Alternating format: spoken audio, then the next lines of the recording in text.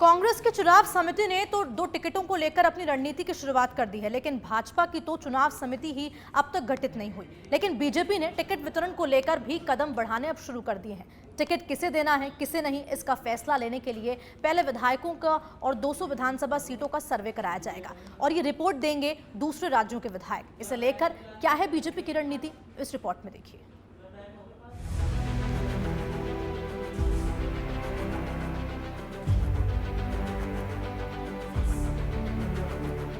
भाजपा विधानसभा चुनावों में अपने अभियान मिशन फतेह राजस्थान को लेकर पूरी तरह से तैयारियों में जुट गई है। बीजेपी प्रदेश से प्रभारी कुलदीप बिश्नोई अपने पहले राजस्थान दौरे के लिए भी आ चुके हैं, जिसकी शुरुआत जोधपुर से हुई। लेकिन टिकटों के बंटवारे को लेकर बीजेपी का क्या प्लान है, वो किसे और किसे पैमाने पर टिकट देगी, इसके लिए भाजपा अब एक सर्वे करा रही है। वो बात अलग है कि चुनाव को सिर्फ 3-4 महीने बचे हैं और अब तक पार्टी की चुनाव समिति तैयार भी नहीं हुई है। इस पर कांग्रेस चाहे कुछ भी कहे, लेकिन टिकट बंटवारे को लेकर बीजेपी की रणनीति कुछ अलग है। दरअसल बीजेपी राजस्थान की 200 विधानसभा सीटों का सर्वे करा रही है और ये सर्वे दूसरे राज्यों के विधायक कर रहे हैं। बताया ये भी जा रहा है कि वो सीटें जहां पर बीजेपी के इंटरनल सर्वे में कांग्रेस जीत रही है, उन पर हार के कारणों की समीक्षा की जाएगी। तो वहीं सर्वे की वो सीट जहां पर कांग्रेस और बीजेपी में बराबर की टक्कर है, उन सीटों पर बढ़त बनाने के लिए क्या रणनीति तैयार हो सकती है, इस पर भी वो मंथन करेंगे।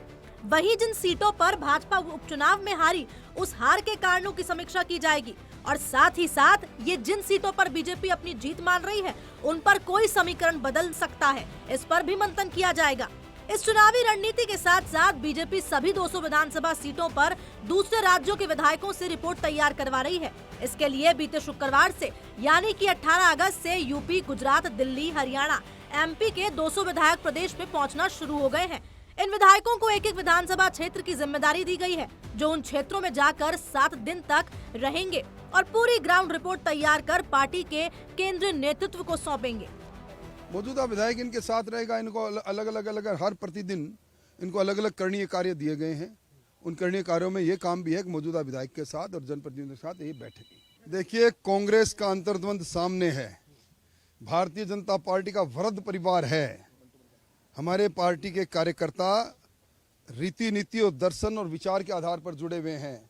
हम उस परिवार के सदस्य हैं जो सिद्धांतों के साथ काम करते हैं। इसलिए ये हमारी एक कार्यकर्ता विस्तार योजना का अंग है, जिसके अंतर्गत हमारे ये लोग आए हैं। ये विधायक हर एक समीकरण पर नजर रखेंगे और चुनावी गणित का लेखा जोखा तैयार करेंगे। कौन सी सीट पर भाजपा की मजबूत है और कहां पर वो कमजोर है, वहीं पार्टी में किस विधानसभा सीट पर बीजेपी के जीतने की संभावना है, इसे भी ध्यान में रखा जाएगा और वहां के हालातों को पूरी तरह पार्टी के पक्ष में करने की रणनीति भी बनाई जाएगी। इसके अलावा अगर बात करें तो पार्टी उन विधायकों और विधायक प्रत्याशियों की भी रिपोर्ट कार्ड भी देखेगी, जो उसके सर्वे से निकल कर आएगी। इसी के साथ ही किस विधानसभा सीट पर बागी, तीसरे मोर्चे से नुकसान और फायदा पहुंच सकता है, इस पर भी नजर रखी जाएगी। चुनाव प्रबंधन और मैनिफेस्टो कमेटी की घोषणा के बाद अब बीजेपी प्रदेश की सभी विधानसभा सीटों पर जीत के लिए इस रिपोर्ट के आधार पर प्लान बना रही है, जिससे पार्टी सभी जिम्मेदारियां बांटने के साथ साथ सभी सीट जीतने को लेकर फोकस कर सके। प्रदेश उपाध्यक्ष मुकेश दाधीच ने बताया कि सभी विधायक अलग अलग विधानसभा क्षेत्रों में सामाजिक समीकरण समझने के साथ ही वोटर्स पर फोकस रखते हैं। इसमें सभी समीकरणों को और पार्टी कैसे चुनाव जीत सकती है, इसकी रिपोर्ट देंगे। लेकिन भारतीय जनता पार्टी में आज भी समर्पण निधि के माध्यम से कार्यकर्ता पैसा एकत्र करता है, उसी पैसे से पार्टी का कार्यालय बनता है, उसी पैसे से पार्टी के कार्यक्रम बनते हैं और नियमित कार्यक्रमों की रचना बनती है। कांग्रेस पार्टी और भारतीय जनता पार्टी में इसीलिए अब अंतर है, कैडर विद द डिफरेंस। हम लोग देखें, पार्टी विद द डिफरेंस इसीलिए पार्टी को, बीजेपी को कहा जाता है कि यहाँ हर कार्यकर्ता कहीं न कहीं अपनी भूमिका में रहता है, चाहे पन्ना प्रमुख हो, चाहे बूथ अध्यक्ष हो, चाहे शक्ति केंद्र में हो, चाहे मंडल में हो, चाहे जिले में हो, चाहे प्रदेश में हो। किसी भी कार्यकर्ता को जो दायित्व मिलता है, उस दायित्व को ठीक से निर्वहन करने का काम करता है और नीचे तक अगर किसी पार्टी का संगठनात्मक ढांचा बना हुआ है, रचना बनी हुई है, तो वो सिर्फ और सिर्फ भारतीय जनता पार्टी की जो नीचे तक उस काम को करने का काम भी करते हैं। तो वहीं बीजेपी ने कुलदीप बिश्नोई को राजस्थान भेजकर सियासी और जातीय समीकरण साधने की कोशिश की है। खासकर पश्चिमी राजस्थान में भाजपा की ये रणनीति काम आ सकती है। क्योंकि जनसंख्या के हिसाब से अगर देखा जाए तो उन जिलों में बिश्नोई और जाट लगभग बराबर हैं। ऐसे में भाजपा ने इस बार कुलदीप बिश्नोई को प्रदेश में सह प्रभारी के तौर पर नियुक्त किया है। ऐसा भी माना जा रहा है कि बीजेपी आरएलपी के हनुमान बेनीवाल के तोड़ के लिए बिश्नोई को लेकर आई है। हनुमान बेनीवाल एनडीए में नहीं है तो सीट समझौता भी नहीं होगा। ऐसे में आरएलपी के उम्मीदवार विधानसभा चुनाव में खड़े होंगे। इससे बीजेपी को जाट वोटों का जो नुकसान होगा उसकी भरपाई बिश्नोई वोट से की जाएगी। इसमें कुलदीप बिश्नोई की अहम भूमिका होगी। बीजेपी के जानकारों का कहना है कि पार्टी के नेताओं ने ये संकेत दे दिया है कि कई सांसदों को विधानसभा चुनाव में उतारा जा सकता है।